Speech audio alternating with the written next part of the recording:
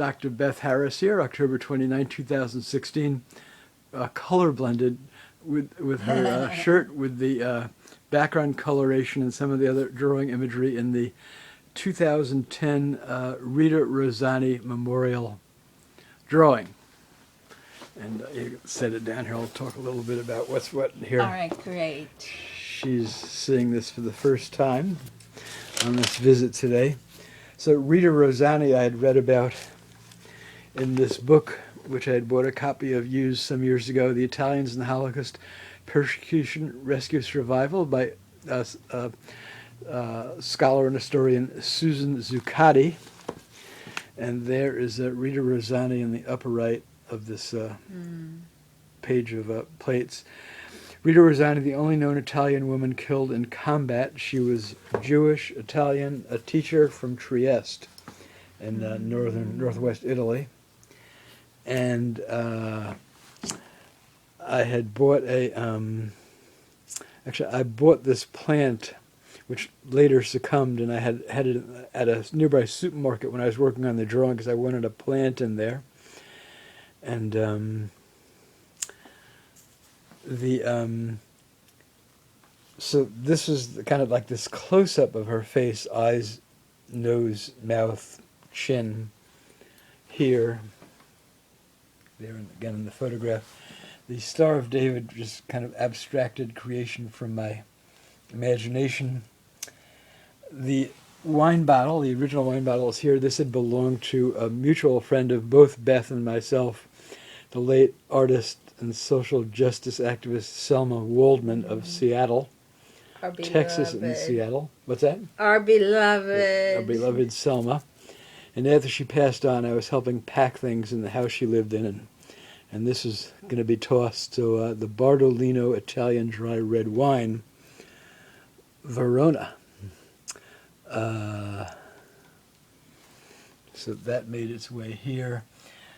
I've got this in a cabinet, but I couldn't get it out readily. It's a plastic, like aspirin container from Germany that Selma had brought back from one of her trips to Germany. She'd also been a Fulbright artist in Germany in the mid-1950s for I think a year or two. So, and it was Bayer, the Bayer company, Bayer, I forget, Leverkusen, something like that. And even though we Americans, like I grew up in the post-war years, and Bayer aspirin has always been a kind of popular, well-known consumer home health, whatever item. Mm-hmm. It has a sordid history of the company in terms of war crimes and atrocities during World War II, slave labor, and so on. The dome I cut out of a sketchbook drawing I had drawn on site. I spent about 5-6 days in Rome in spring 2000. Oh, here it's dated. Great Synagogue of Rome. It was April 22nd, 2010. I had been teaching at Haifa University and then flew from Tel Aviv to Rome, where I spent towards a week before I flew back to the States. And I was taking walks along the Tiber River every day, where I did this drawing one day of the dome of the Great Synagogue of Warsaw. Of Warsaw or in Italy? I'm sorry, thank you. Roma. And I should have pulled this out of the cabinet, but when I got the wine bottle, but didn't think of it, because I have this menorah that I drew here in color. Actually have the actual menorah I did the drawing from, which I had bought at a shop in Jaffa, a mixed Arab-Jewish city adjacent to Tel Aviv, on one of my trips, teaching trips. So anyway, there you have it in terms of the background imagery here. So Akiva, why did you want to plant in this? That's a good question. I could come up with an answer. What's your response? What does a plant connote? I think that one of the things that I've seen in your series, this is part of Under the Wings of God. No, it's not. And the Under the Wings of God is Oh, it's It's in the called past. simply called Under the Wings now. Yeah, Under the Wings series. Yeah, but it's not part of the Under the Wings series. And why? Oh, because there's no wings. Well, that's part, but every now and then I do a Holocaust or anti-fascist, whatever fascist victims history work, which is not part of the Under the Wings series. Okay. And this was not part of the series. But I find that in your work dealing with the death and persecution that you juxtapose life and continuity to the horrors of these lives cut short. How old was she? She was in her early 20s, right? I don't remember her age, but she Yeah. looks young in the photo. She was probably that age. But you just Yeah. answered the question you asked me, which I returned to Yeah. you. Plant life. Is that true? Even though I mentioned that the plant didn't make it, some of my plants thrive, and Yeah. occasionally It had its own it had its own fragile life. lifespan. Yeah. But then also, as I was mentioning, for some of the other photos, you use this beautiful kind of peach color, which since I visited Gaza a number of years ago, I saw used in a nursery to connotate the inside of the womb, the color for protection and security. And so I see a combination of the fragility of death and the beauty of creation, and how do we hold those two together at the same time, I think is one of the big challenges that we have, and also for displaying art about death, how to connotate the continuation of life. And of course the menorah here for Jews is a symbol of the miracle of light in a time when there looks like there's no hope, when there was no oil, that miracle of life can be multiplied even when there is a fragment of or a remnant of what is left. And then these artifacts from Selma, who also did artwork related to the Holocaust and contemporary human rights abuses, particularly related to U.S. militarism. But she also just loved her wine. And I also did think apartheid. The last series she was working on, last few years before she passed, was about victims of the resource wars and child conscripted combatants in Western Africa and so on. So that all fits to me in a kind of a mosaic of how my life and those I interact with or know or whatever kind of end up in my works here and there. Like Selma as an acquaintance friend of many, many years. Right, and more than an acquaintance friend, even though it wasn't like a social so much, it was, you both, your art was an extension of your heart and compassion and pain.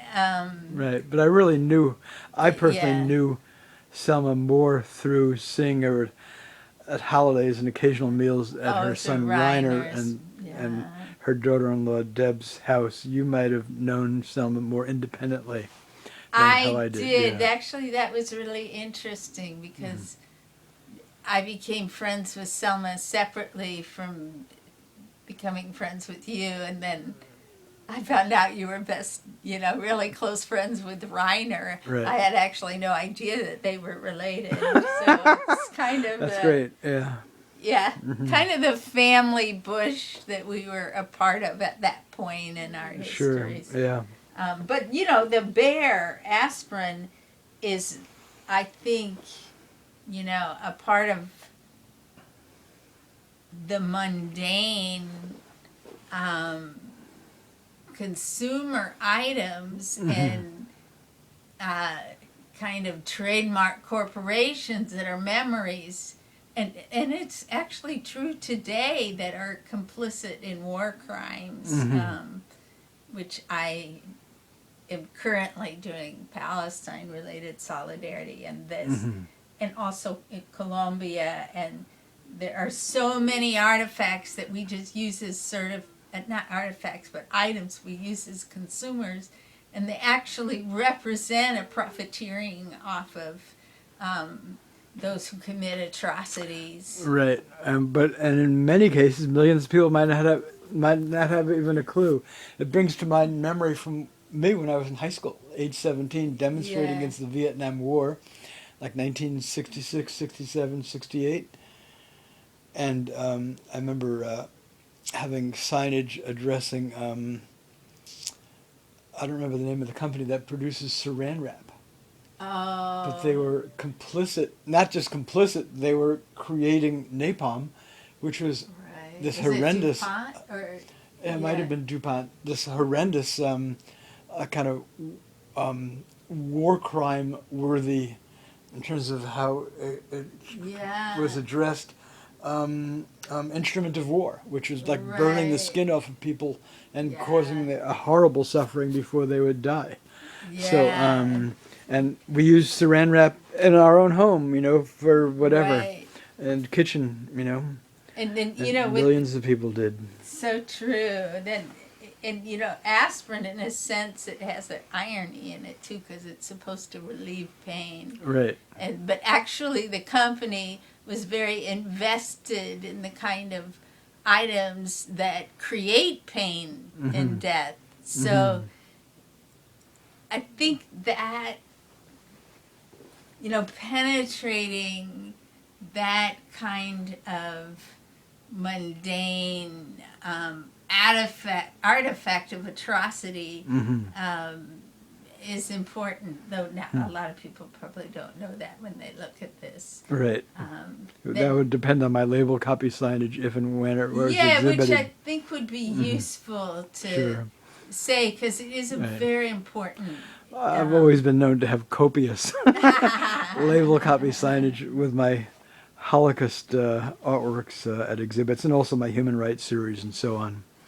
So it's important, Yeah, that's great.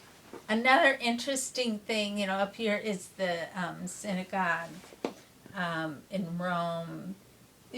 Both Germany and Italy, where the heart of fascism was, and institutionalized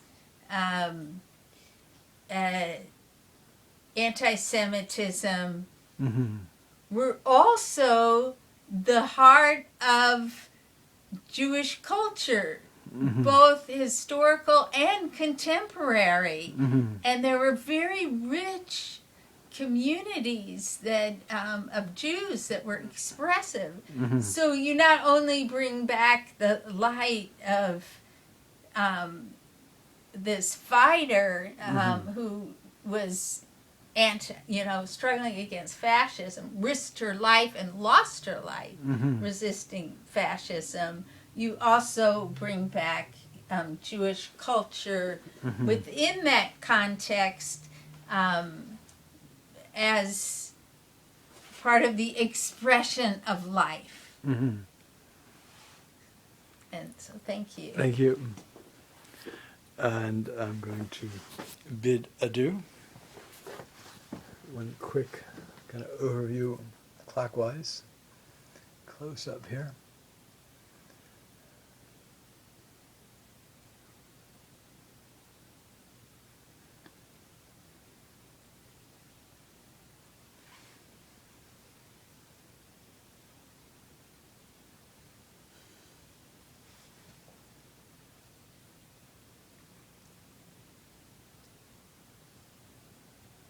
And I'm going to mention a little postscript here about the plant, because I keep on seeing the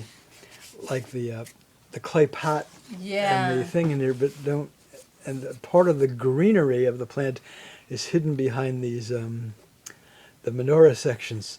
But I think I remember now the reason I picked this plant out at the supermarket I had gone to buy it at, not far from where I live, was it was flowering, and the flowering had all the color, which is what really appealed to me. So on that note, thank you, grazie, and ciao.